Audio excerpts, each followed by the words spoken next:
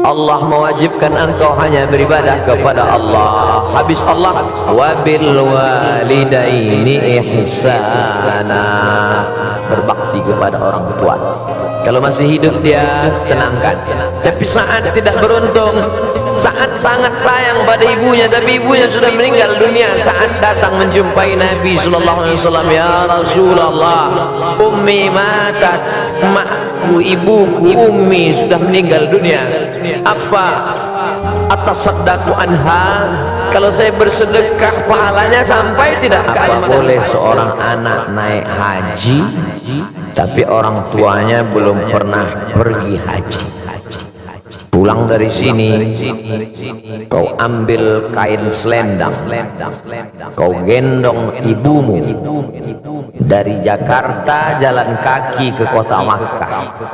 Sampai di Makkah kau tawaf 7 putaran, naik ke Bukit Safa, pergi ke Marwah 7 putaran, tahallul, maka belum dapat menebus sekali teriakannya saat melahirkan. Oleh sebab itu yang punya uang, senangkanlah hati orang tua. Buatlah ibumu seperti raja, maka rezekimu akan seperti raja-raja. Bukan hadis Nabi, saya ketemu di grup WhatsApp.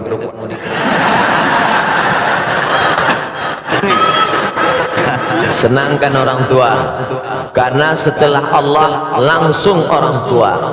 Wa qadha rabbuka alla ta'budu illa iyyah. Allah mewajibkan engkau hanya beribadah kepada Allah. Habis Allah, wabil walidaini ihsana, berbakti kepada orang tua. Kalau masih hidup dia senangkan, tapi saat tidak beruntung, saat sangat sayang pada ibunya tapi ibunya sudah meninggal dunia, saat datang menjumpai Nabi sallallahu alaihi wasallam, ya Rasulullah, ummi matat, emakku, ibuku, ummi sudah meninggal dunia, apa atasaddaqu anha, kalau saya bersedekah pahalanya sampai tidak ke almarhumah? Kata Nabi, tasaddaq, sedekahlah wahai Sa'ad. Ayu sadaqatu afdal, apa sedekah yang paling afdal? Kata Nabi, saqiyul ma, memberi air minum. Idzan akhfiruha, saat itu juga saat ngobrol dengan Nabi itu langsung saat pergi menggali sumur, wakafkan untuk almarhumah ibunya. Sudah meninggal, maka yang masih hidup, esok hari libur, awakkan makanan kesukaannya, belikan pakaian yang paling indah, tunjukkan kertas, mama sudah kami daftarkan ONH. Alhamdulillah, tapi baru bayar DP 5%. Doakan supaya rezeki kami halal berkah. Saya sudah banyak berjalan, jauh berjalan, banyak dilihat, lama hidup banyak dirasa. Di balik kesuksesan orang-orang besar itu saya lihat, saya perhatikan, rupanya di ruang kamarnya ada gambar ibunya. Rupanya saat dia kata sambutan bercerita tentang ibunya, rata-rata kebesaran orang-orang hebat itu berawal dari doa ibu, ayah juga, luar biasa. Ummuka, ibumu, ummuka, ibumu, ummuka, ibumu. Saat Nabi ditanya, ayyun nas, man ahaqqun nas bi husni suhbati, siapa orang yang paling layak mendapatkan baktiku? Ummuka. Setelah itu abuka, bapak. Oleh sebab itu maka kalau masih hidup dia senang, bisa memberangkatkan dia haji, Allah akan ganti berpuluh-puluh kali kau akan bisa ke tanah suci Makkah Al-Mukarramah, insyaallah. Bagaimana, apakah mendoakan ibu yang sudah meninggal tapi beda agama dibolehkan atau tidak? Nanti doanya katanya nggak sampai. Maka nastighfaru Ibrahim li abihi illa am mau'idatin wa'adaha iyyah. Nabi Ibrahim memohonkan ampun doa untuk bapaknya Azar yang beda agama itu hanya sekedar janji saja, karena dia dulu pernah berjanji. Waktu Ibrahim mengajak Azar, nama bapaknya Azar, hai ayahku Azar, sembahlah Allah. Apa kata Azar? La illam tantahi, kalau kau tidak berhenti menceramahi aku, la arjumannaka, akan kulempar kau pakai batu, wahjurni maliya, tinggalkan aku.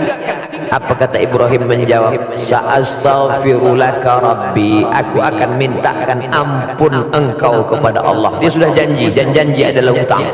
Falamma tabayyana lahu annahu aduwwun lillah, setelah jelas bagi Ibrahim bahwa bapaknya itu musuh Allah, tak beriman kepada Allah, tabarra'a minhu, dia melepaskan diri, artinya tak dia doakan.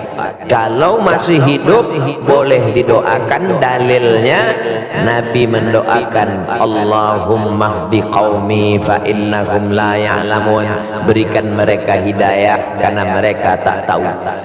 Tapi kalau sudah meninggal dunia, doanya, kuserahkan hambamu ini kepada engkau ya Allah. Allah maha kuasa untuk berbuat sesuka hatinya. Innama amruhu iza arada syai'an ayakula lahu kun fayakun. Tapi kalau dia masih hidup, jangan pernah berhenti berdoa pakai bahasa Indonesia. Ya Allah, berikan hidayah, bukakan pintu hati supaya mati dalam keadaan la ilaha illallah Muhammadur Rasulullah sallallahu alaihi wasallam. Ini nampaknya udah kartu kuning. Saya baru mu'alaf 3 bulan. Alhamdulillah. Antum saudara saya dalam la ilaha illallah. Saudara kandung pun, orang tua kandung pun belum tentu bisa menolong, tapi saudara saya bisa menolong. Sekarang nggak tinggal dengan orang tua karena pastinya nggak setuju.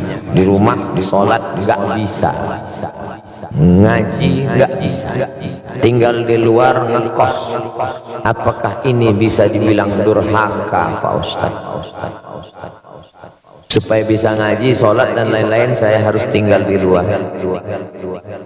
Pertanyaan ini sepertinya sedang mengajarkan Abdul Somad dan kita semua betapa kita selama ini tak mensyukuri nikmat bisa ngaji, bisa sholat, tapi nggak ngaji dan nggak sholat.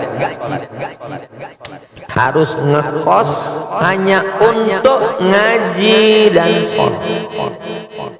Kadang banyak yang kita sangka tak nikmat, padahal kita sudah dapat nikmat besar. Baik, saya jawab. Wa in jahadaka ala an tusyrika bima laisa laka bihi ilmun, kalau orang tuamu itu memaksamu untuk mempersekutukan aku, kata Allah, fala tuti'huma, jangan kau patuh pada mereka berdua. Ini dalil engkau boleh ngekos, saudara. Karena kalau kau tetap di situ, dia akan paksa. Maka kata Allah, fala tuti'huma, jangan kau patuh dengan dia. Tapi ayat itu belum potong, baca ujungnya. Wa sahibhuma fid dunya ma'rufa, tetaplah engkau berinteraksi, berbakti kepada mereka. Kontradiktif. Bagaimana mungkin saya sudah tinggalkan rumah tapi saya tetap silaturahim? Engkau tinggalkan karena niatmu supaya bisa sholat, supaya bisa ngaji, maka ngekos, tapi silaturahim jangan putus. Mama, papa, apa kabar? Sudah makan pagi? Sehat? Oh, dia balas caci maki, sumpah serapah. Anggap itu bagian cara Allah menghapuskan dosa, cara Allah mengangkat derajat, cara Allah melatih hati. Jangan pernah berhenti, tiap pagi, tiap hari doakan dia. Tapi untuk mempertahankan supaya bisa sholat, supaya bisa ngaji. Mudah-mudahan Allah berikan hidayah sehingga sampai masanya nanti. Sulitkah bagi Allah? Tak ada yang sulit. Qalbul mu'min baina asabi'ir rahman, hati manusia ini di jari jemari Allah, di jari jemari kuasa kudrat iradat Allah subhanahu wa ta'ala. Insya'a, kalau dia mau dia buat begini, kalau dia mau dia buat begini.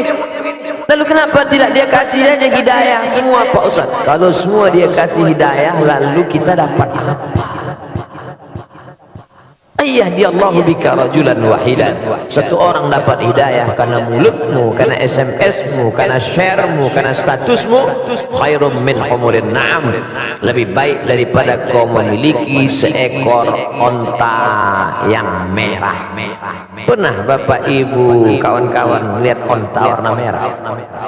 Onta itu kuning, hitam yang jarang-jarang mandi.